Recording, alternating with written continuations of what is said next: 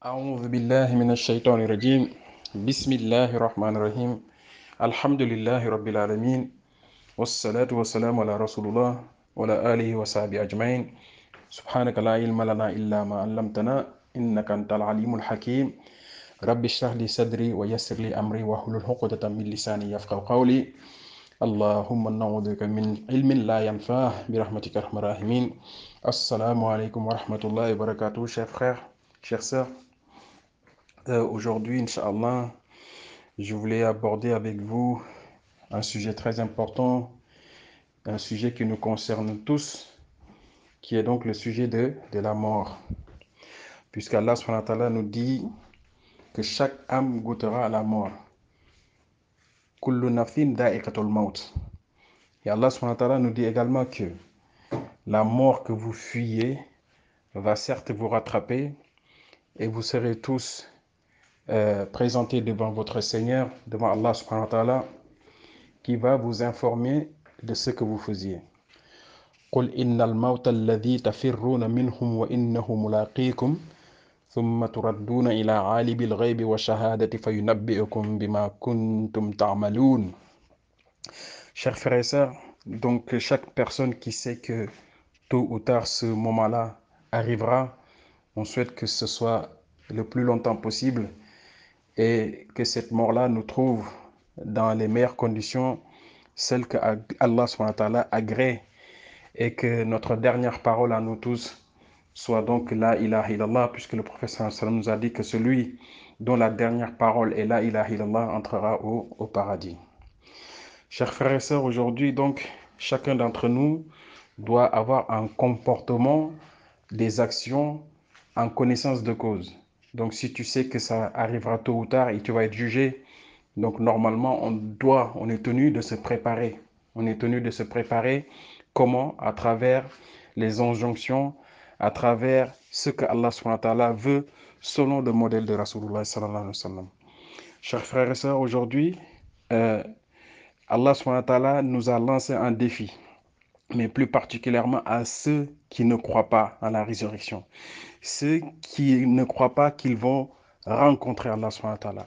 À ces gens-là, Allah subhanahu wa ta'ala leur a lancé un défi, un défi qui se trouve dans la sourate donc Al-Waqiya, où Allah subhanahu wa ta'ala nous dit dans les versets qui vont suivre, Ba'da a'oudhu billahi minash shaytanir rajim, bismillahir rahmanir rahim, falawla idha balagatil hulqum wa antum hina idhin tanzurun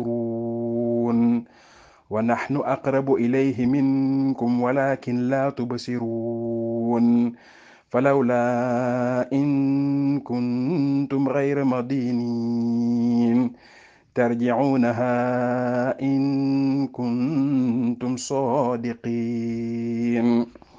Allah subhanahu wa ta'ala nous dit dans une traduction rapprochée, lorsque l'âme de la personne qui va mourir, donc lorsque l'âme du moribond ou lorsque l'âme de la personne agonisante est sur le point de quitter son corps, et alors que ses parents, alors que sa famille, alors que les infirmiers, les docteurs, tout le monde est présent, Allah nous dit que nous serons plus près de lui que vous qui l'entourez sans que vous puissiez vous en apercevoir.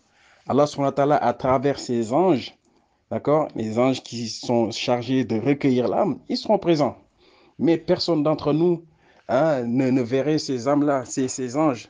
Donc Allah subhanahu wa ta'ala nous dit, alors, si la personne qui pense qu'il n'y aura pas de résurrection, cette personne-là qui pense qu'il n'y aura pas de jugement, cette personne-là qui a renié le jour de rencontre avec Allah subhanahu wa ta'ala, cette personne-là qui ne croyait pas que Allah subhanahu wa ta'ala est capable de la ressusciter.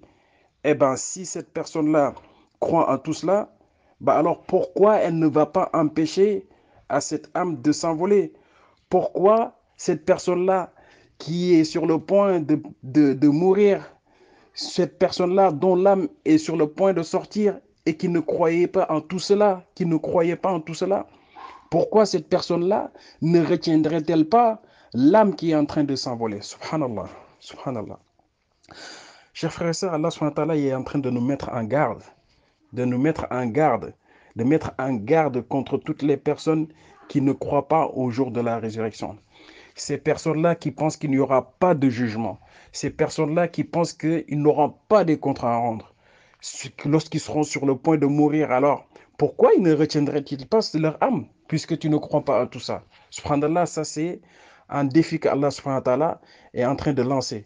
D'ailleurs, dans une autre sourate, Allah subhanahu wa ta'ala nous dit وَقِيلَ مَنْ رَاقَ وَظَنَّ أَنَّهُ الْفِرَاقَ وَالْتَفَّتِ السَّاقُ بِسَاقٍ.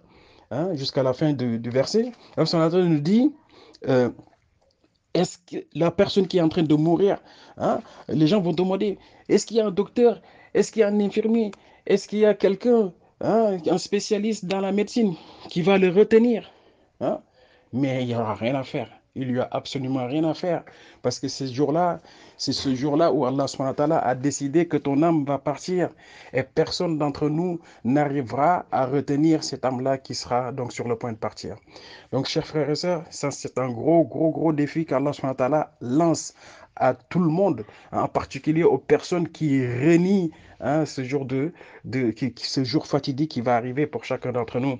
Donc, chers frères et sœurs, l'objectif aujourd'hui, c'est de nous rappeler que ce jour-là va arriver pour chacun d'entre nous. On souhaite que ça soit le plus longtemps possible, que Allah subhanahu wa ta'ala nous permette d'engager le maximum de bonnes actions qui nous permettront de rentrer tous au paradis. Et pour les personnes qui nous ont déjà précédés là-bas, qu'Allah subhanahu wa ta'ala leur pardonne les péchés, qu'Allah subhanahu wa ta'ala leur accorde le statut d'héritier du paradis. Birahmatik arhamar rahimin. Rabbana atina fid dunya hasana wa fil akhirati hasana wa qina adhaban nar. Assalamu alaikum wa rahmatullahi wa barakatuh.